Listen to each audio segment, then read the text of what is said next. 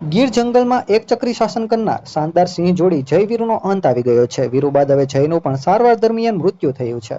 ગત 11 જૂનના રોજ વીરુનું જંગલમાં અન્ય બે નરસિંહોની જોડી સાથે થયેલા ઇનફાઇટમાં ગંભીર ઈજાને કારણે મૃત્યુ થયું હતું. હવે જયને પણ કાશ્ય વિસ્તારના બે નરસિંહો સાથે લડાઈ થતા ગંભીર ઈજા થઈ હતી. આ બે સિંહોએ જયના પીઠ અને પૂંછના ભાગે તીક્ષ્ણ દાંતના બચકા ભરી ગંભીર ઈજા પહોંચાડી હતી.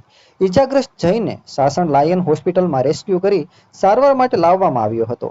ડીસીએફ ડોક્ટર મોહન રામના માર્ગદર્શન હેઠળ બે વેટરનરી તબીબો દ્વારા સઘન સારવાર કરવામાં આવી હતી. જયના શરીર પર ઘણી જગ્યાએ બાઇટ કરેલ હોવાથી તેની સ્થિતિ નાજુક હતી.